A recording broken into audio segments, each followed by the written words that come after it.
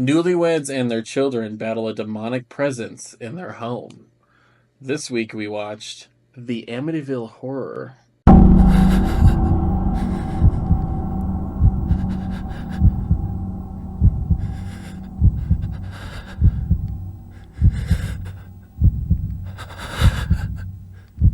Hello?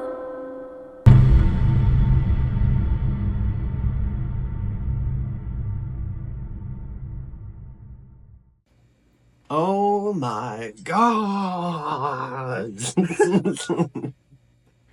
Or as the poster says, for God's sake, get out.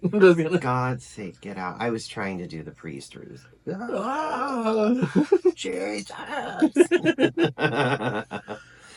Oh, hi. Hello and welcome to our second attempt at doing a video episode for this. We might keep doing it on video. Yeah, you know. If we can figure out how to make ourselves look presentable. Yeah, we're trying to hide ourselves as much as possible, but also do a video. But also show ourselves at the same time. Yeah. Expose ourselves, if you will. Yeah. This week, we did the Amityville Horror. It's the Amityville Horror, yes. The book. Yes, this is the book. The movie, though. The movie of it altogether came out in 1979. 1979? Yeah, same year as Alien, actually. Oh. This is 77. Oh, shit. Yeah. One year after Halloween. Oh. It's directed by Stuart Rosenberg. I'm not sure exactly what else he's directed. If anything, after this. The two main stars of it are James Brolin, who we know as Josh Brolin's father. Yeah. Been in a lot of stuff. And Margot Kidder. Yeah. The original Lois Lane. Yeah. One of the original Lois Lanes. Did she go crazy? She did. She was outside of her house, kind of losing it and nude. Okay. But she had also completely written her autobiography, and then it erased itself off her computer, and that was after years of work. Oh. So I think that's when she lost. I think that's a reasonable response. Yeah. Honestly. But yeah, she was in. She was one of the original Lois Lanes of Superman when they brought it to film. She was in Black Christmas. Oh yeah. Which we did do. Yeah. Yeah. She's been in a lot of things. Yeah. She's awesome. I would say those are the main two actors. Yeah. I mean, there's kids. The priest was the best actor, but I don't know what his name was. Yeah, I lost his name now. Okay. Well, you know what? But that's fine. You know what? Lost to history. It's okay. But yes, Amityville Horror, loosely based on a true story. Yeah. And a book written about the people that lived in the house after the real murders that took place in this house. Yes. For those who don't know, the Amityville Horror house is real. It's in Amityville, Long Island. Yeah. I don't know if it looks the same as it did because I know they remodeled it a lot. But Ronald DeFeo in, I think, the early 70s murdered his entire family. He used a shotgun, went from room to room, and killed all of his brothers and sisters and his parents. Yeah. At 3:14. 3:14. Was it 3:14? Because the movie was 3:15. Or 3:15. 3:15 a.m. Yeah, 3:15 a.m. 3:15. Yeah. On November the 13th, 1974. 74. God, a year after my mom was born. Murdered his entire family. Said that it was because he heard voices in the house telling him to do so, telling him that his family was against him, working against him, trying to stop him from being him and all this stuff. And he, it took over. Don't stop me from being me, Mom and Dad. I just remember, I think there was a video of him in the courtroom and he's like, you people just don't understand, hearing these things. He was kind of freaking out and everything. But yeah, regardless of demonic possession, you still murdered your family.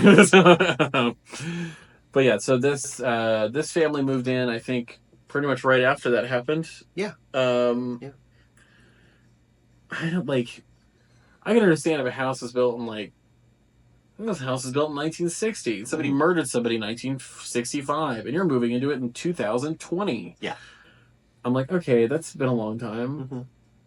A year after? Oh, yeah. A couple of years after? Yeah. An entire family was murdered in the beds, Yeah. including children? I don't know about that. Yeah. But I guess they kind of weren't picky, but also it was all they could afford, maybe, because they said it was like a great deal for a house like this, because it obviously was because Yeah, they had limited funds. Yeah, which Mind is you, usually how that goes. mind you, this huge house that is has like a boathouse. It is on It has a garden the house water and a garden house. that she was like, you could turn this into a guest house if you just worked on it. Yeah. And I'm like, a guest house, a boathouse on a lake, huge, 2-story, multiple bedroom house. It was like on the ocean. It's like on the edge of Long Island. Oh, okay. It's like on the ocean. So it is like the ocean. Yeah, and it's they paid $8,000. $8,000 Makes me angry. When, like, I know about 10 years ago or so, maybe a little longer, they actually sold that house for like 1.2 million. Yeah. And I don't know who lives in it now. All I know is the Lutz family, like, obviously says they have like a slew of experiences of what happened to them in that house. Yeah. The family that moved in after them was like, nothing's going on. And I know, like, sometimes hauntings and stuff, if you believe in such things, sometimes can depend on the people. Yeah. Depend on the energy you're giving, depending on if you're remodeling the house, can depend on a lot of things. Yeah. And I know the people that came after them, I think, remodeled the shit out of that house. But yeah, they said they didn't have any experiences, and that's not to discredit the Lutz family for having maybe some. Yeah. But I have heard that the book goes a little bit off the rails when it comes to certain experiences. Well, the movie goes off the rails. The movie went off the rails. Honestly. The book less so, but still, we'll get into all that, though. Yes. I think the main point is this is a book based on some true events. Quote unquote. The movie was based on the book. So, things are lost and things are sensationalized. It's a game of telephone. Exactly. Well, let's get into this. Yes. In the early morning hours on November 13th, 1974, Ronald DeFeo Jr. murders his entire family with a rifle at their home of 112 Ocean Avenue in Amityville, New York. And then 1 year later, middle class, newlyweds, George and Kathy Lutz. Sorry, what is the middle class? Does it exist back then? 70s, yeah. Sorry, political commentary. Oh no, I'm just kidding. George and Kathy Lutz move into the house with Kathy's 3 children from a prior marriage. Greg, Wait, Matt, how old is she? Amy. I don't know. Because in the movie, not that it's just the outfits that make her look very young, because Jesus Christ. Margot Kidder was basically wearing schoolgirl outfits and pigtails and shit, and I'm like, are you 12? Yeah. But she looks so young to have, especially 3 kids at the age that they seem to be, which seems to be around 6 or 7. Mm-hmm. 5, 6, 7, 4, 5, 6, 7, around 4 to 7. Yeah. From a previous marriage. Yeah. I don't know. Childbirth. Maybe. It was the 70s. It was a different time. It was a different time. It was a better... No, despite George's irreligiousness, Kathy, a nominal Roman Catholic, requests Jesuit priest Father Delaney to bless the home. Was that talked about before he just walked in? Or is there a preamble to that at all? They don't mention it. I mean, it's obviously implied later that she had invited him to the house to do it, but it's never mentioned beforehand. It's so weird. And they obviously forgot because they just were like, we're gonna go on the boat when he's supposed to be here. Yeah. Yeah, it says Delaney arrives while the family is out boating. I don't recall that happening in the book. I feel like they were there and they welcomed him in and they went around the house. Yeah. And then he went into that room that was supposed to be like her sewing room, but in the movie they never did anything with room. It. Yeah. Delaney arrives while the family is out boating. Upon entering the house, Delaney is swarmed by flies upstairs. Yes. And hears a hostile voice ordering him to leave. Get out! Causing him to leave. Causing him to make an exit. Leave. Now, this priest, it's kind of like disputable because this priest, the actual one, yeah, may or may not have ever even visited the house. Fantastic. So he says that I only had contact with them over the phone at some point. But then at another point, he says he did go over there. And a bunch of people corroborate that. Like, he went over there. Like, no, I witnessed one time. Yeah. And that... It's like he's covering up a crime. I wasn't there. Weird, yeah. It was only the phone. Okay, maybe I was there. Yeah, it was there. Maybe I heard a little voice. Yeah, he says... Yeah, and then later... Yeah, he says he heard the voice say get out. I don't know. That's... It's kind of, like, very, like... And the fly scene in the movie is, quote-unquote, iconic. Yeah. Yeah. It's one of the bigger moments of the movie, and I forgot that it happens, like, within the first 2 minutes. Yeah. But, yeah, that's a scene that will be referenced forever, and has been referenced forever. Scary Movie 2 did it, where he's in there, and the flies and all that stuff, and it's just him taking a huge dump. Yeah. But, that scene will always be referenced because it's iconic. Flies are always supposed to be, like, a sign of, like, demonic presence and things like that. I feel like at a certain point, being somebody who grew up in a Roman Catholic family, I feel like at a certain point, Catholics were kind of just pulling animals out of their ass to be like, that one's demonic. Yeah. That means death. Yeah. That one's evil. Yeah. Don't... Snakes? Like, flies? Oh my god. 1 year later, I really this is my problem is I lose track of where it was all the time. Okay. Sorry. This is banter. Sorry.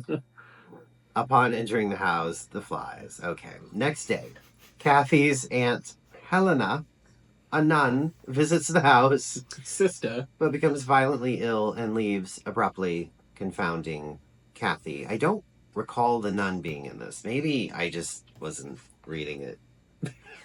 It's weird that your aunt's a nun. So is it your aunt's sister?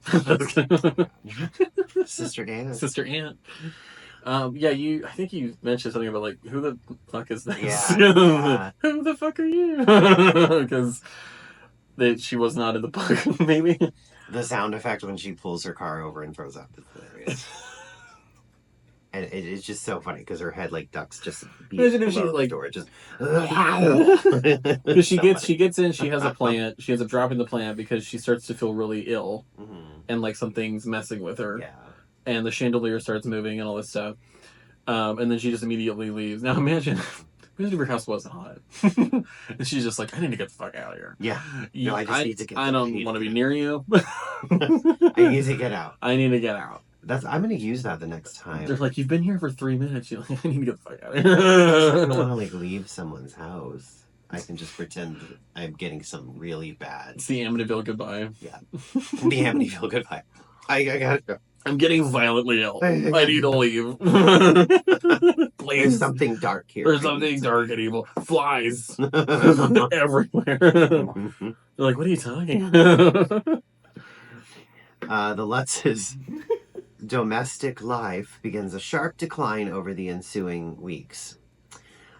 George becomes uncharacteristically volatile and abusive and obsesses over keeping the home warm with firewood, despite Kathy's insistence that it is not cold. I mean, the thermostat says, like, he's like, it's on 72. It feels like it's 32 in here. And I'm like, good. 72 seems too warm. Maybe I can sleep hypothermia. Right? Let's do it. That was like a huge part. Sounds like a dream for a drag queen, to be quite honest. Just in general, like, I need it cold to sleep. I cannot sleep. Well, I'll spend a fortune on the because I need to sleep. I can't sleep without a fan. I gotta tell you, one thing about me, like complete silence gives me such bad fucking anxiety. Oh no, same. I have to sleep with a fan, some type of white noise, and the thing is like white noise is good. Yeah. But I still need like the blowing air helps. Yeah. But yeah, I need a fan. Like I can't do it. But if it's 32 in there and it's completely silent, I don't know what the fuck's happening. Like no wonder you were hearing voices. It was completely silent. That's like a big part of the book too. Is he's constantly putting firewood in the fire, constantly. So they got that down. Yeah, they got that down pretty well.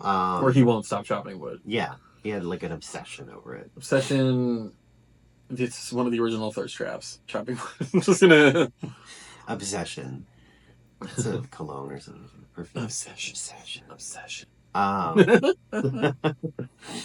Also, he had an obsession with going out to the boathouse every single night and checking the doors. They did kind of do that in the movie. A little bit. One night where it just keeps opening itself. Yeah, it was just opening and shutting. Night. Yeah.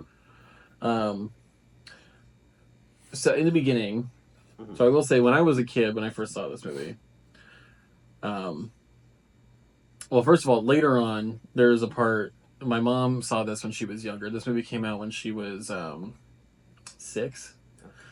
I think she saw it probably after that. Yeah. But she always said that there's a part of the movie towards the end when the walls start bleeding. Yeah. She said that was the part that scared the shit out of her when she was a kid. For me, watching the movie when I was a little kid, the part that scared me the most about the movie was the house itself.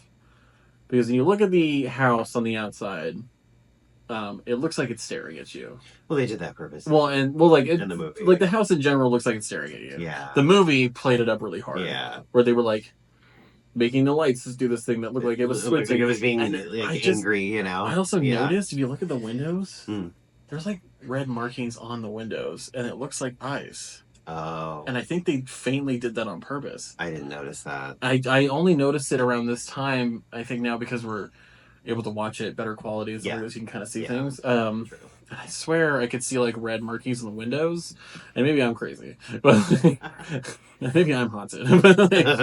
But yeah, that to me when I was younger was something that freaked me out the most, was that the house looks like it's watching you. Yeah. And like regardless of like how they lit it and everything else, even during the day, it just looks like it's watching you. Yeah. It's creepy. I mean, I love it. There have been multiple houses that they build like this, with this type of outing thing, but this is obviously the most famous. True. There's also some back and forth about George Lutz, because supposedly this is very uncharacteristic of him to be like this. Yeah. But then a lot of people came forward later to say, no, he was an asshole. Like, he was always an asshole. I actually heard that he was a difficult person and kind of an ass. And maybe she was just so used to it that when it got even a little bit worse, it seemed out of character. Exactly. But I've heard multiple accounts that he was kind of a dick. That this was not that uncharacteristic. Like, it's not fully out of character. Yeah. George currently awakens at 3:15 a.m. Which, yeah, I will say, heavy on the timing trope. Yeah. And the thing is, I think this was one of the original movies to do it. And we see it in The Conjuring. Yeah. Where it's like everything stops at, 2 a.m., 3 a.m.? Yeah. I think it's 3 a.m. Yeah. When the witch hung herself. Like, oh, yeah, it's 3 a.m. because of the mocking of the Trinity. Yeah, the 3 knocks and whatever. Yeah. It was, 3 a.m. 3:15 a.m. for this was because Ronald DeFeo killed his family at 3:15 a.m. Yeah. And that is a trope even now, probably from this movie, and maybe I don't know, one or two before it, but where people will use like the clocks all stopped at 4 a.m. because of whatever. It's a horror movie trope. It's also a paranormal horror movie trope. Yeah, because it always has to do with the devil. I have to wonder what came first, like the paranormal, like the idea of clock stopping at 3 or waking up at 3. Yeah. Or the like entertainment version of that. Right, because did that influence Like, I don't know. Because was it in the book? Was the time in the book? Oh yeah, for sure. Okay. Yeah. Because I mean, they bring it up, so it might have been that it actually did happen. Mm-hmm. Maybe the clock's batteries all just. That might be why he was more angry, because he kept waking up at 3:15. I mean, you could tell even in the movie that he was not getting sleep. Yeah. Whatsoever. So it could be like a little bit of paranormal, and a little bit of him being an asshole at the same time, and the two coming together is not such a good thing. And a little bit of just get some ZQL. Yeah. Just kidding. Yeah. Have your wife knock you out with a hammer. I love my friend got me a couch. I wore it in the last one too, but if you didn't watch the last one, then you wouldn't know. You would just think I am a weirdo wearing a hat, which is true. Okay. It's two things can be true at once. Same with George Lutz. He's an asshole. He's an asshole. And he was haunted. George currently wakes at 3:15 a.m., the same time the DeFeos were murdered, while Kathy suffers disturbing nightmares. Before Kathy's brother's engagement party one night, $1,500 cash to be paid to the caterer inexplicably goes missing in the house. Let's see, maybe her brother's the cutest person in this movie. For sure. And I think George Lutz stole the money. Oh, 100%. Yeah. I mean, in the movie, he was like, "Where is that?" Well, I'm pretty sure he took it. Yeah. Oh, no, he took it. Which just feeds into that, 100%. Yeah, nothing bad happened to the brother really other than money. It's like every single family member, the first that's like religious is like, I'm dying in this house. Like the brother was fine. Yeah. The moral of this story, just don't be religious. Or just be a man. You'll be fine. Or well, it did affect it. It did affect Yeah. Meanwhile, the babysitter with her headgear. I was really wanting her to talk like this. I know.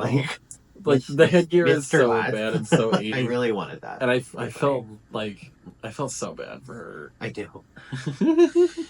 That was kind of I don't know. There's so much that's funny. She seemed like one of those overly strict babysitters. Yeah. But I still feel bad for her. There's so much that's funny in this movie.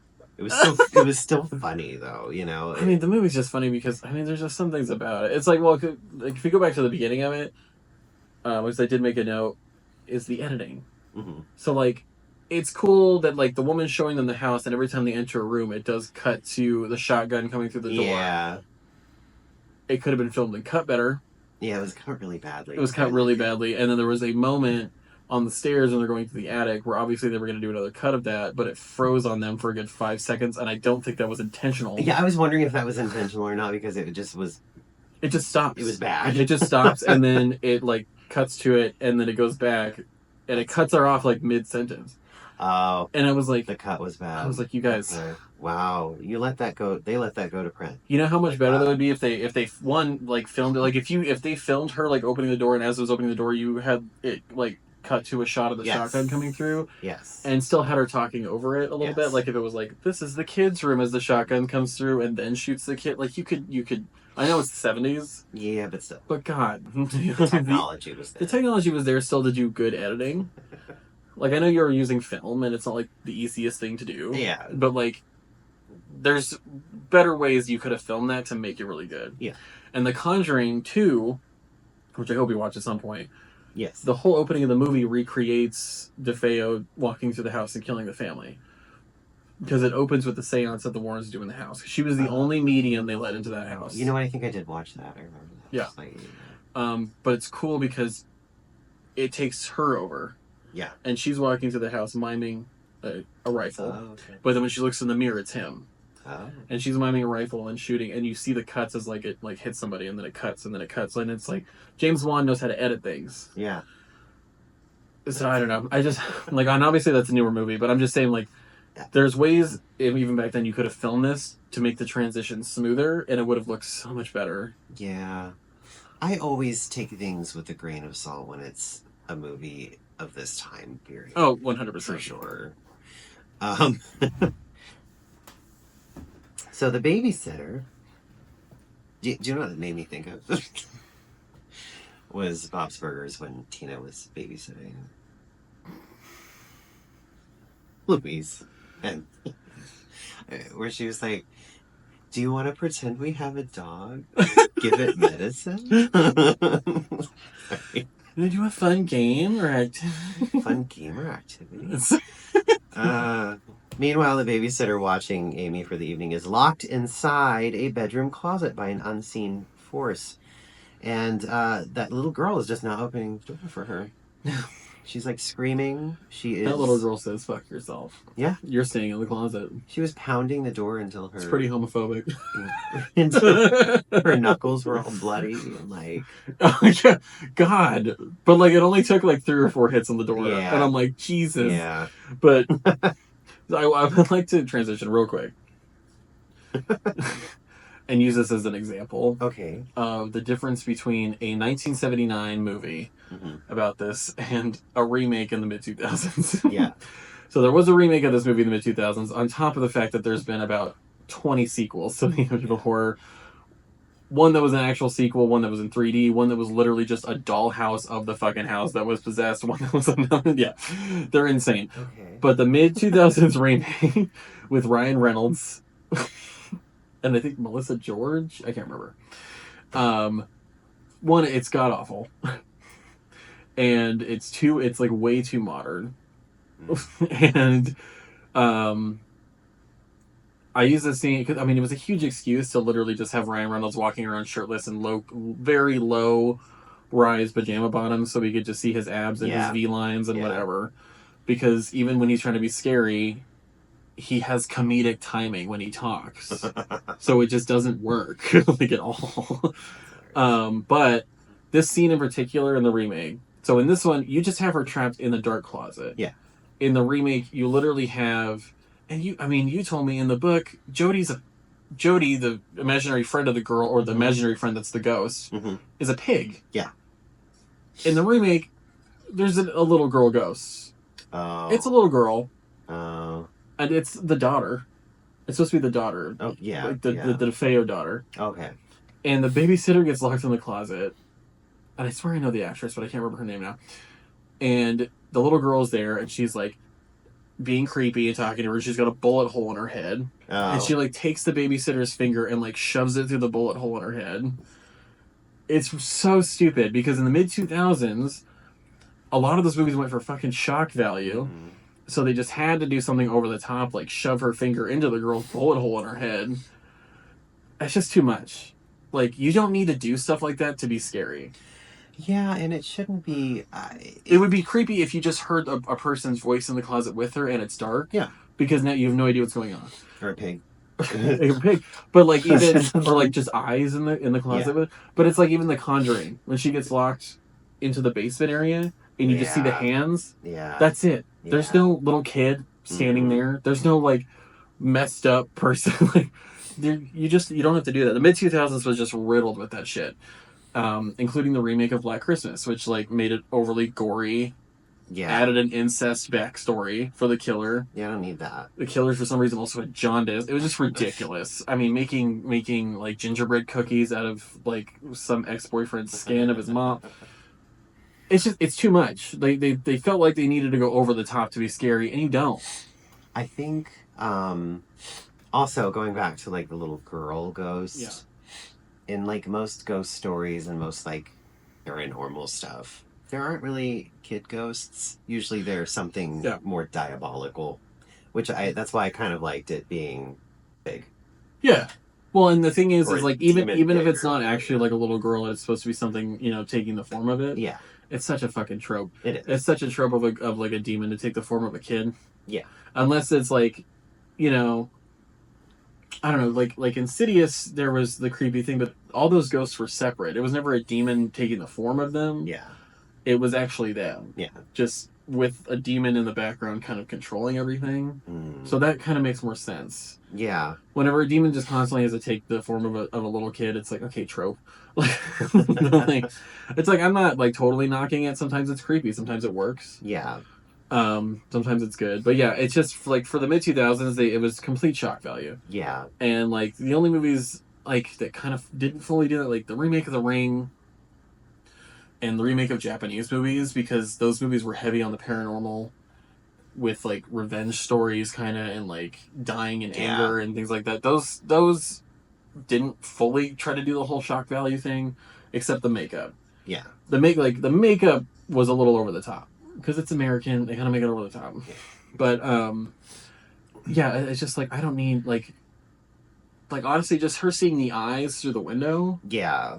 Is creepier than me watching some little kid goes with over the top makeup, shove a babysitter's finger through the bullet hole in her head. For sure. It's just trying to gross people out. It's just dumb. Sorry. I did not like the remake of this movie. The remake of this movie is fucking terrible. That's clear. Like, it's god awful, and it's probably Ryan Reynolds' worst fucking movie. And that includes X-Men Origins Wolverine.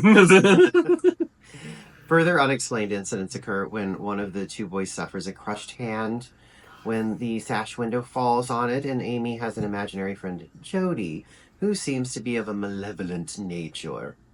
No shit. One night, Kathy glimpses two red, swine-like eyes, but they were just two red lights. I don't see how they were swine-like. Outside, I guess it's like alluding to the fact that it's a big... Outside Amy's second store. Yeah, swine. Story. Like, they say swine-like, but you couldn't even tell if those were even actually fucking eyes. No, they're just two red lights. They're just two lights. Yeah. Like, how would you even know that what those belong to? Yeah. It's just dark with two Christmas lights. The fuck are we doing? If you were going to show, like, a little bit of a snout and maybe a little bit of a pig face. Yeah. Which you totally could have. You could have made that really creepy. Oh, yeah. If it was, like, some creepy, weird pig face. Yeah. Like, and you see it later. Yeah. But it doesn't look that good. No, it doesn't look very like, good. Yeah, I don't know. You could make it look better. Delaney, the priest, makes several attempts to intervene that seem to be thwarted by unusual accidents and occurrences. His phone calls to the house are frequently experienced by Kathy as static noise. Yeah. That was definitely in the book. It was every time he called or they tried to call him, it was just static. And, oh my god, that priest in the movie that was going fucking through it. He was going through it. The priest in the book also, he goes through way worse. He goes than worse? The people in the people in the house. Like, it's just like he has, just for walking in there. Does he go through worse shit like in the book than he did in the movie? It's about the same. Where it's like, I picked up the phone and tried to call you, no, my hands burned. Or like, no, his hands were like really like fucked up, like boils and stuff. Like it kept like happening, and then he got away and he was living with his mother for a while, like out of state somewhere to get away from all of it, and everything went back to normal, and then he went back, and then it just started happening again. So did he go blind in the book? I think so. Because he went blind to the movie. I don't recall. I think so. On one occasion his car malfunctions en route to the house, causing a near fatal crash. Does that happen in the book? I feel like it does. Yeah. Something akin to that, like the brakes go out or something. Crazy. Yeah. Which, could have been the kids. Could have been one of the kids just cutting the brake line. Or Jody. It's really a mafia movie. It's really a mafia movie. And those kids are fucked up. He's convinced that there are demonic forces at work. Delaney grows frustrated by the lack of support from his superiors in the diocese. Is it diocese? Diocese, yeah. Diocese. Roman Catholicism. Well, in the they aren't quite as mean to him in the book. It's just like the idea of like trying to like get like an exorcism through the church is like a huge ordeal. It's always a huge ordeal thing, and then you have to go through the Vatican. Yeah, and they basically weren't willing to do that, even entertain it. Yeah, they were willing to even entertain it because they're like, we're not doing it. Because I think they describe the process in movies like The Conjuring and stuff, but the process is basically that like you say you need something like that because either a person or a place needs it. Yeah. Then you have to go in and gather evidence, mm-hmm. Voices, things on camera, whatever, and then you present that to your priest or something, and then they have to get it to the Vatican because the Vatican has to approve the exorcism. By Vatican mail. Yeah. You give it to a flying nun. Oh, there's a flying nun. She fly it to the Vatican. In her teeth. Just stuffed in her habit. Here's the film reel. So, but yeah, they have to somehow present it to the priests have to somehow present it to the Vatican, because the Vatican has to approve an exorcism. Yeah. It's like you like need approval from the Vatican for an exorcism.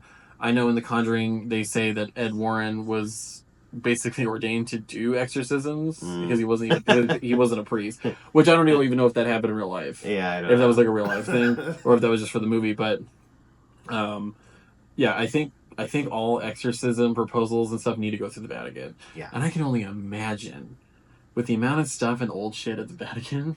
Yeah. How many files might be on actual exorcisms that they've performed? And when I say actual exorcisms, I don't mean like, oh, somebody was actually possessed by a demon, regardless of what you believe. Yeah. Just them performing them and what happened during them. Yeah. Because I know, like, you know, the exorcism of Emily Rose was based on a real story about a woman needing an exorcism and going through an insane exorcism. And there's like been a couple of those that were based on like real life incidents during quote unquote exorcisms. I can only imagine. If you want something entertaining, watch the Paranormal State episodes where Ryan Buell is. No, he like goes to like there's like an exorcism. There's like 2 episodes with exorcisms, really 3, because there was like this one girl. Oh, I think you showed me one. Yeah, there was this one girl, and then she was possessed, and he is convinced that this demon was following him. And then, like, went to another place. Wasn't Chip Coffee with one of them? Yeah, and it was like 7 or 6. Yeah. The demon's name was 6 or something. Yes, the demon name was 6. You showed me that one. Yeah, which may or may not have happened. I don't know. Like, we're not trying to disprove I'm not trying to anybody's thing or discount anybody. I mean, I am going to say that Ryan Buell was on a shit ton of drugs at this time. So. And heavily in the closet. That's all I'm going to say. Yeah. Although I do like him, and he's cute.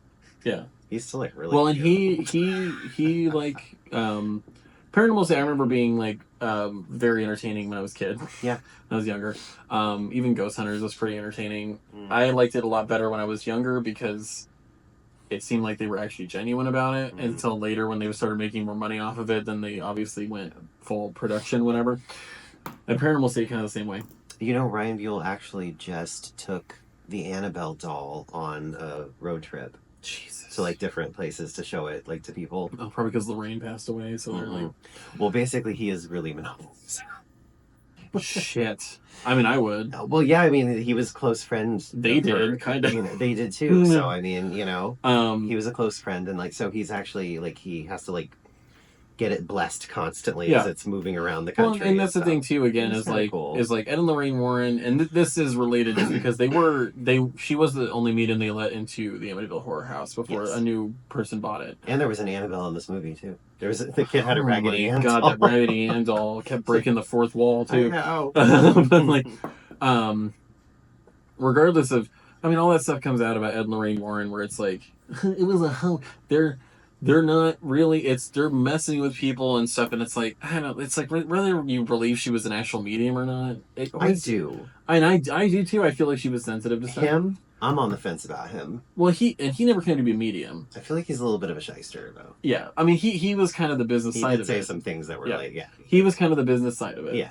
And Lorraine was really the one that had the gift for it. I do believe she had a gift. It's like, regardless of how you feel about her and if she was taking people for a ride and stuff like that, they didn't charge anybody for investigation. They did not charge for investigation. And it always seemed like she really just wanted to genuinely help people. Yeah.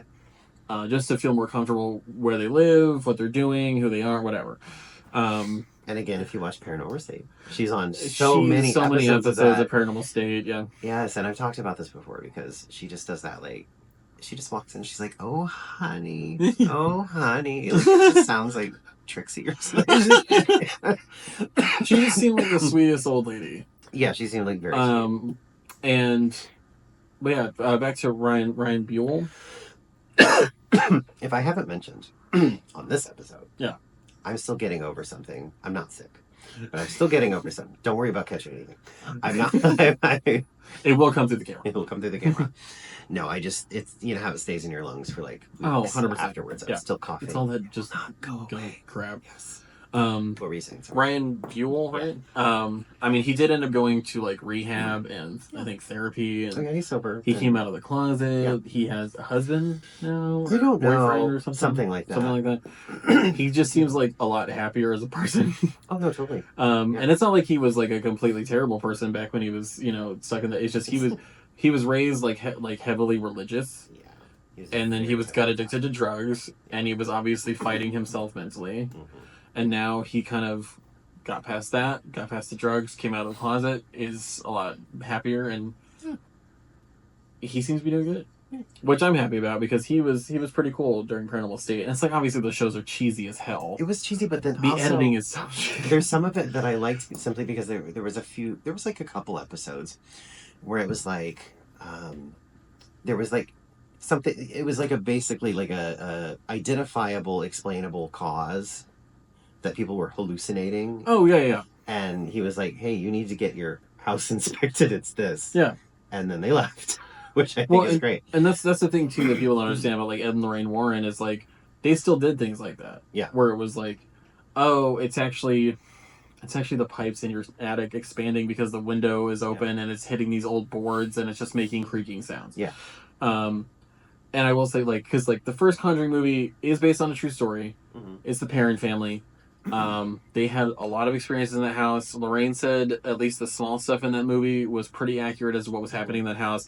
Obviously, the huge Hollywood demonic possession thing is a little over the top and crazy, and some of the stuff was. But it's dramatization. Yeah.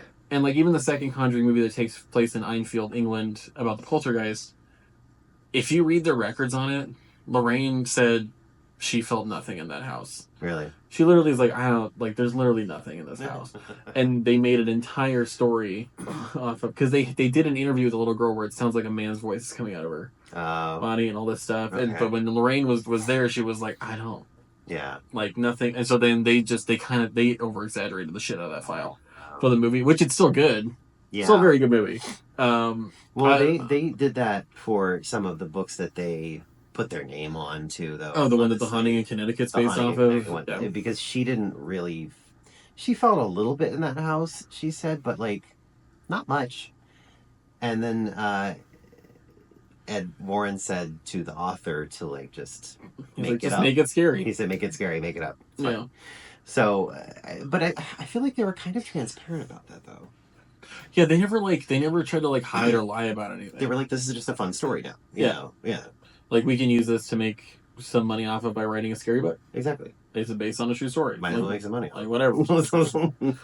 Might as well make some money to fund other investigations and stuff. Like, yeah, whatever. I don't really see it as that big of a deal. It's not like they were really harming anybody by being there and trying to help them. True. Where were we? Convinced? Huge tangent. George's land surveying business begins to suffer due to his lack of attendance concerning his business partner, Jeff. Yes.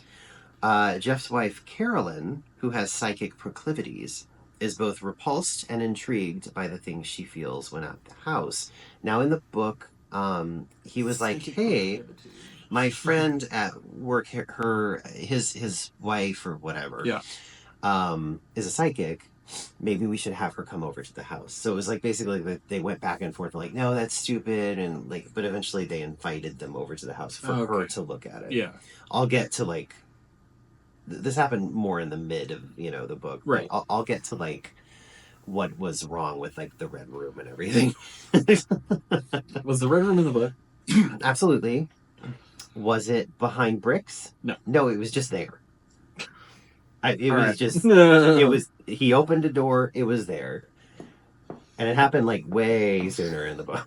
Like, and in fact, like the people, someone who was talking about the actual house itself said that there's no way they could have even missed that room if because it was just there. You could see it.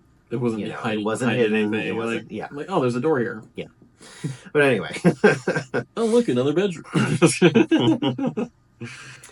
In the home's basement, Carolyn is drawn to a brick wall that the family dog, Harry, has repeatedly scratched at. God, again, okay, so we got the babysitter with the bloody knuckles. And the dog with the bloody paws. And the dog with the bloody paws because it keeps scratching the thing. Now, not to leave anybody in suspense, the dog survives. I just want to point that out. amazing. The dog lives in this, so you don't have to worry if you watch this Amazing, movie that about a dog dying because the dog survives. But yeah, it scratches at the wall so much that it starts bleeding, and of course, the only person that gives a shit is his friend that's down there. That's like, "Oh my god, what are you doing?" Starts trying to clean up the dog's paws and everything, and I'm just like, "Did you guys just forget you had a fucking dog? Evidently, Like you just forgot that you had a fucking dog. Like it just, oh well, whatever." dog, the dog in the book went to the boathouse all the time, not downstairs. Not downstairs. He was really concerned with the boathouse. He would bark at the boathouse. Please tell me the dog survives in the book. I don't recall. I feel like he doesn't.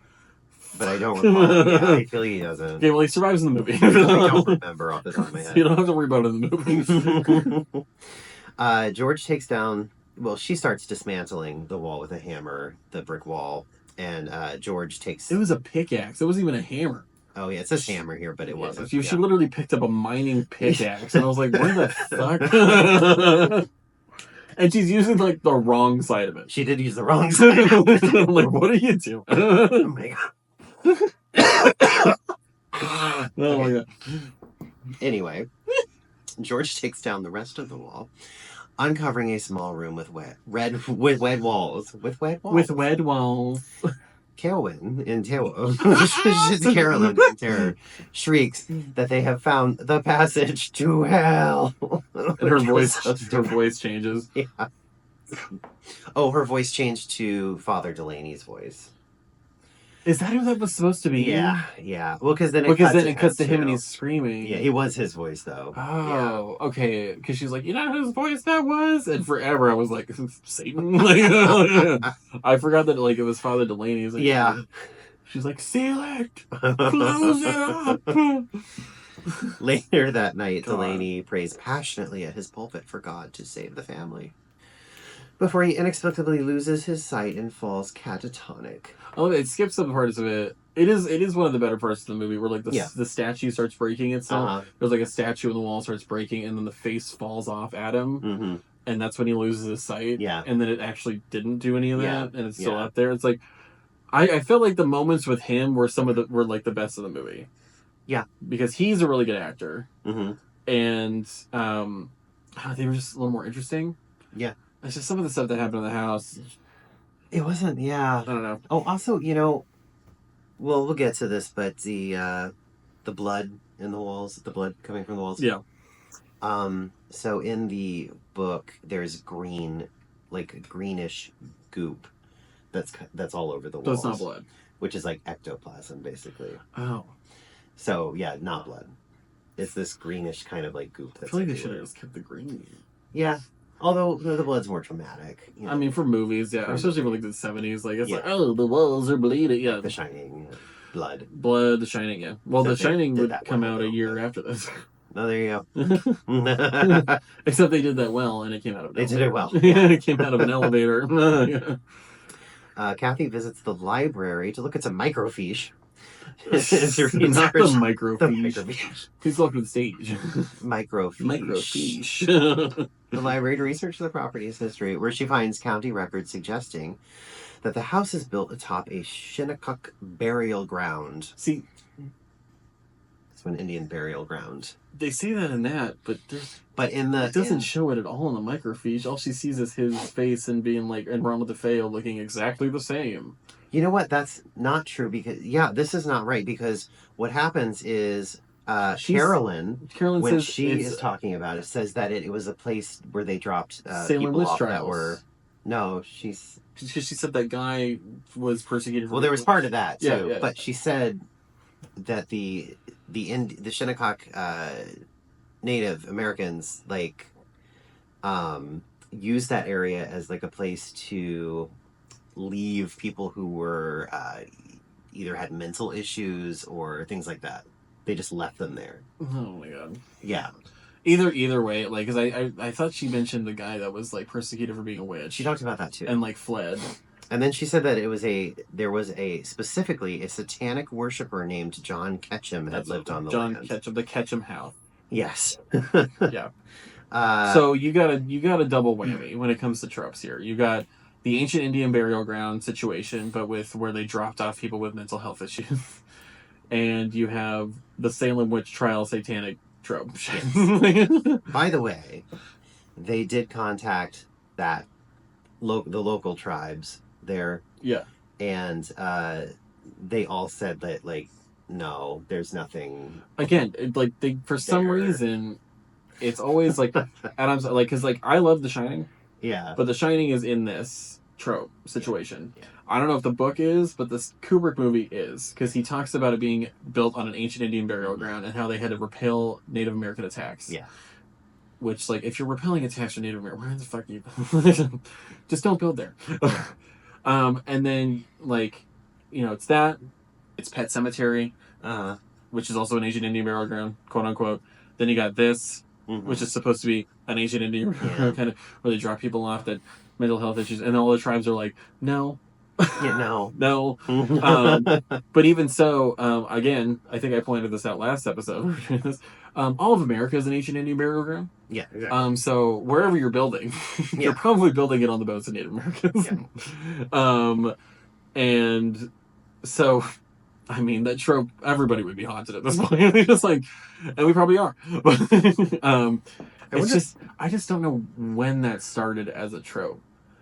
Oh, I don't know. But it's so cliche. It is. It's so cliche. It's so bad. And again, this is the 70s, so obviously this was back when these kind of things were big and used as an excuse as to why things were haunted and all that stuff. So it like when we call it a trope, I mean like people if they use it today, it's still a cliche ass trope. If someone today were like, well, you built your house on an ancient Indian burial, I'd be like, okay, you need to stop. Like that's not a good excuse for something being haunted. No, it's just offensive at this point. Yeah. I mean, it was offensive back then too. It's too much. Like you need to stop doing it. I wonder if the John Ketchum if that's a real person or not. I'll have to look that up. While she's looking at the news clippings or the microfiche, she notices that Ronald DeFeo looks just like George. I'm sorry. Obviously, they used James Brolin for the photo of Ronald DeFeo. Yeah. I seriously doubt the actual Lutz man, Mr. Lutz, looked that much like Ronald DeFeo. He did not. I looked it up. No. The only similarity is they were both white men with long hair and a beard. They looked nothing like. It's insane. Yeah. That's insane. Yeah. But evidently, people around town even remarked that he looked like him. So maybe people just... It was the 70s. Every guy had long hair and a fucking beard. Exactly. The paranormal events culminate that night during a rainstorm. This is the last night. Culminate? Oh my god. Now I can't say it right. Thank you. They come together. Come together that night during a rainstorm. The book is also laid out like that. It goes through all 28 days. It's day 1, day 2, day 2. Yeah. The movie, I was afraid it was going to do that because it was like day 17 and it was like so far. What I love is at a certain point, because like in the beginning it's like we actually get like what feels like full days. Yeah. And then at a certain point it's like day 12, and then just like an hour of a night. Day 13. Like it started speeding up how many days they were going through with one tiny thing happening. And I was like, they're just trying to push through this shit so hard. Blood oozes from the walls and down the staircase. Which again scared the shit out of my mom when she was a kid. Jody makes an appearance as a large red-eyed pig seen through a window. And again, the movie never mentions that Jody is supposed to be a pig. No. Ever. No. So I didn't know that until we watched it this time, and I've seen this movie about 10 times. That's so funny. And I had no idea until you told me in the book that Jody was actually a pig.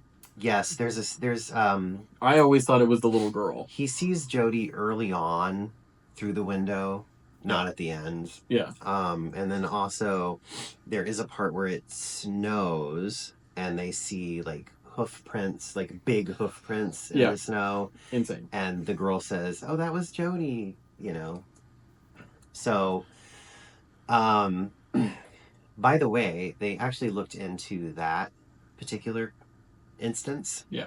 And that entire like area of time, there was no snow there. But they kept insisting it happened. Kept insisting it snowed. Yeah, but it did not snow. But it did not snow. But I'm just like the point of my tangent was that the viewer would have no fucking idea that that's Jody, because she talks about Jody constantly, and it seems like it's just a little girl. I mean, it's in a rocking chair that rocks, for God's sake. Yeah. And then all of a sudden, there's a pig in the window. How the fuck are you supposed to know that that's what Jody is? There's a picture of Jody running through the snow that the little girl drew. All she says is like, she's just my friend. She never says like, oh, Jody's a little pig that like. So you would never know that that's who that's supposed to be. No. Ever. No. And apparently this little girl is just in control of the entire house. Yeah. Like, holy shit. A seemingly possessed George attempts to kill the children with an axe. Very Shining style. He tries to chop the door. Oh god, I will say one of the creepier parts of this movie that I actually did like is it's a nightmare that Margot Kidder's character's having. Oh, yeah. Whenever he opens the door and he had killed the daughter with an axe, and then he runs up to her and hits her in the head with the axe, and right when it splits open, then it cuts back to her and she wakes up. Yeah. That was a well done scene. That was good. That was a well done scene. The timing was good. Yeah. It was really kind of creepy. And the thing about, like, the transition isn't as long as I think it should be to him being normal and going crazy. Yeah. But James Brolin did a really good job being crazy. Yeah, he did. I just feel like, because I don't even think the remake had a good, I feel like there should be more of a transition where you see him normal, and then just, it just like starts hitting even more and more. Yeah.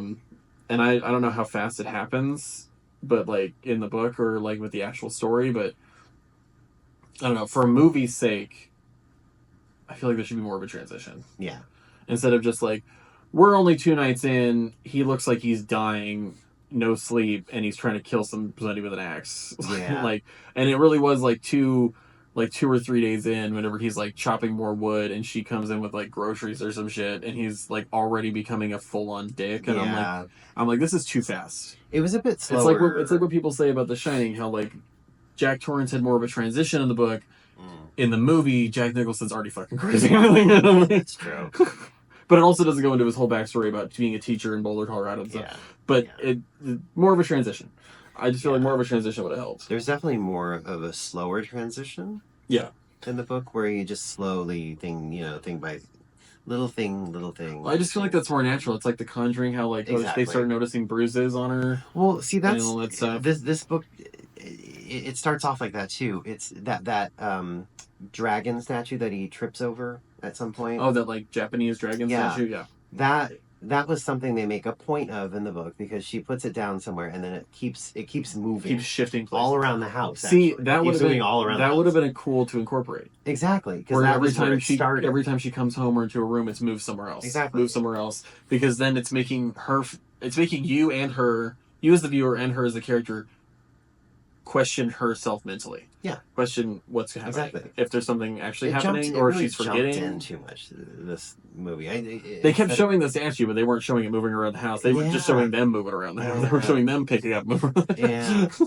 It was weird. I think, it was kind of like they incorporated it into the movie, but they didn't make a point of you like really understanding what was going on. Yeah. So, George attempts to kill the children with an axe. He regains his wits after Kathy intervenes. After falling through the basement stairs into a pit of black sludge while rescuing Harry, because they're gonna leave. They start driving down the street, and then the daughter's like, keeps talking about Harry. Yeah. And the dad's like, go back for Harry. Well, let's just leave the fucking dog in the house. Yeah. So the dog survives. He grabs the dog. Also, I think in the book or the actual story, or even with DeFeo's case, he said that the family started to look different. Like, he kept seeing them change.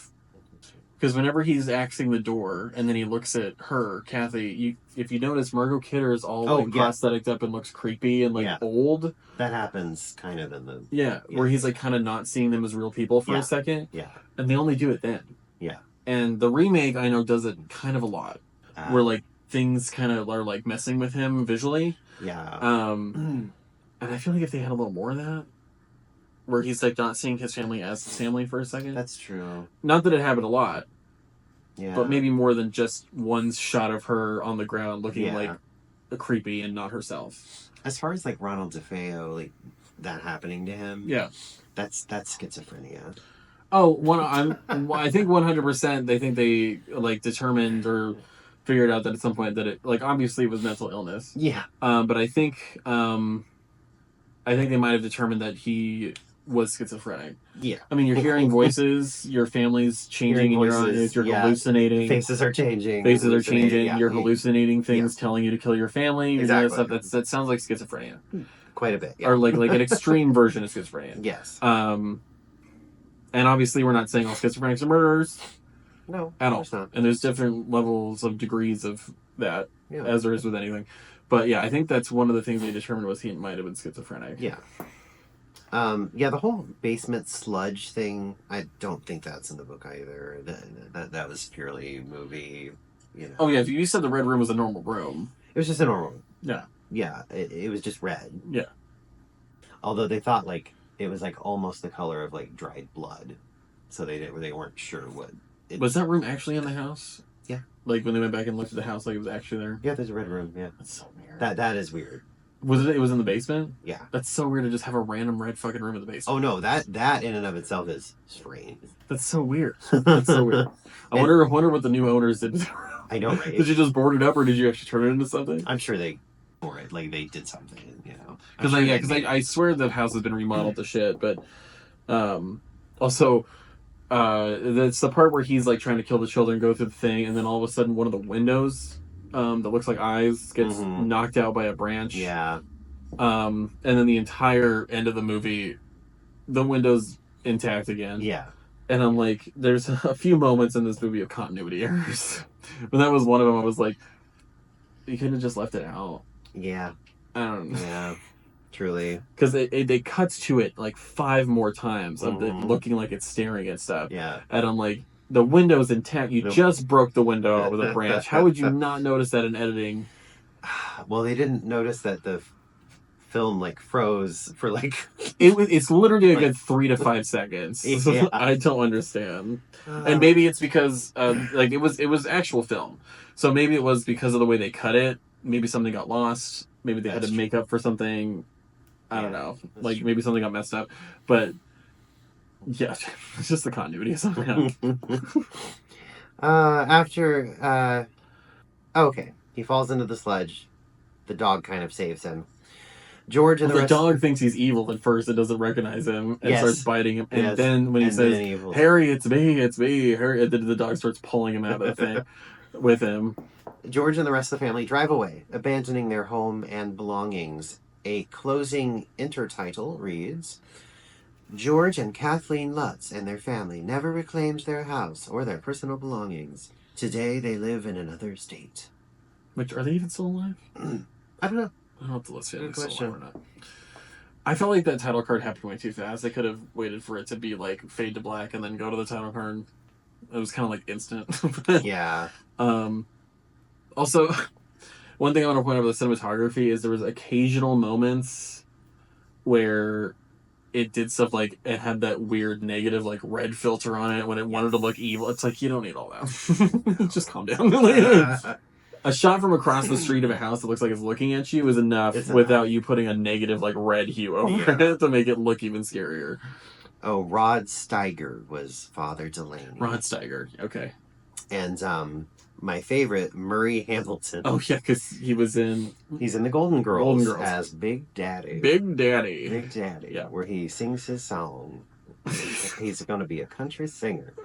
I love the Golden Girls so much in that episode. It's great. I forget what else he's in. But... I just love when she's like, Fiddle Dee Dee. Big Daddy. Oh, but now it is time. Is it time? It's time for Trivia Corner.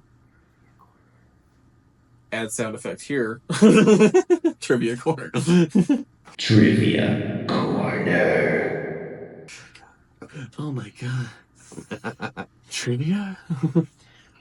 Trivia. Wow. Honey was rubbed on Rod's tiger's head to draw the flies to him. Amazing. Lovely. Which you can tell they did that to the window because of how many are clumped in one area. Yeah, exactly. And I'm like, Yeah. you couldn't just coat the window in it. Yeah. Just go right. crazy with it. Yeah. Well, James Brolin's brother, Brian Bruderlin, was actually used for the image of the bearded man seen appearing in the Red Room cellar. Okay, because he like, it's a weird moment because it looks like him a little bit, but not quite. Okay. So I that makes more sense to me now that they use somebody else than it being his brother to like as like a floating face to like stare at him in the Red Room. That was a lot. Due to all the unwanted fame the book and film had brought upon the real house in Amityville, the current owners have replaced the Evil Eye's windows with normal rectangle shaped. Oh yeah, apparently it's been remodeled to the point that it's not recognizable anymore as the Amityville Horror House. Yeah. Which, I mean, if you're an owner of that house, I get it. Yeah, but also maybe just don't buy it. Well, yeah, don't buy a famous fucking haunted house if you don't want people.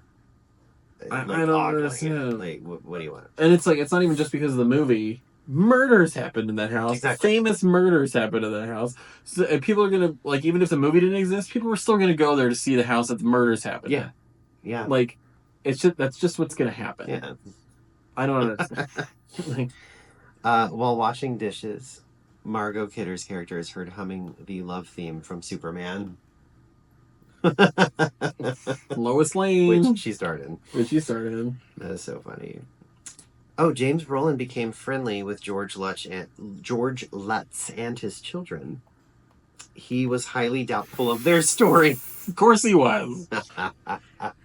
And then he had to play him and live it, so he probably was pretty doubtful of the story. That is so funny. It was filmed, the outdoor portions were filmed in New Jersey, not Long Island. Oh, well.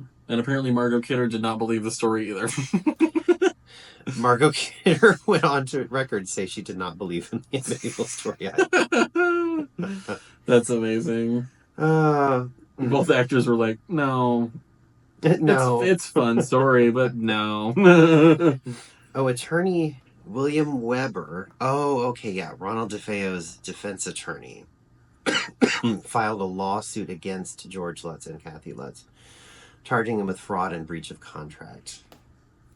He alleged that they reneged on an agreement to collaborate with Weber on the book and subsequent movie. Oh, so they were supposed to collaborate with him and they didn't. Yeah. So he's like, I'm going to sue you. In an interview, this is a very famous part. In an interview with the Associated Press, Weber admitted that he and the Lutzes had concocted the horror story over many bottles of wine.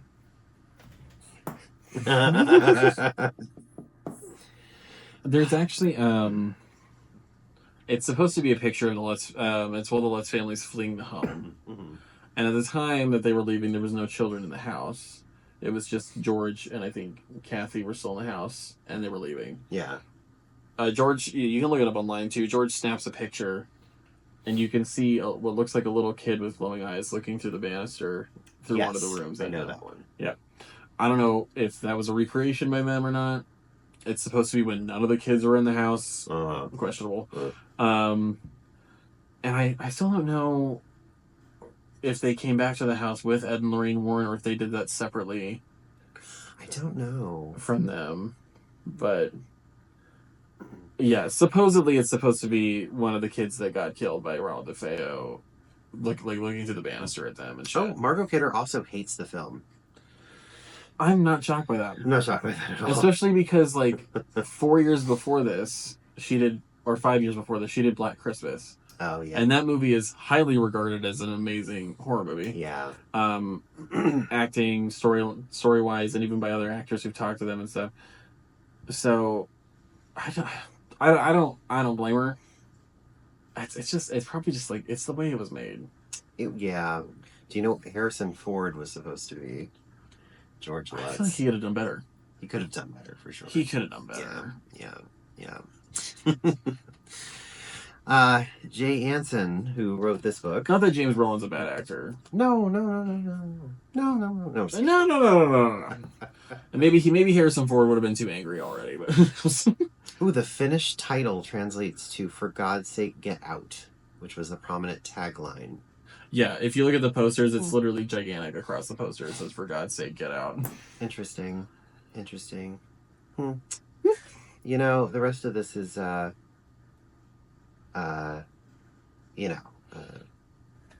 just saying the same thing over there. Yeah. So, and stuff that, who cares? Like, George's motorcycle is a Yamaha. Blah, blah, blah. Like, who gives a shit? I don't care.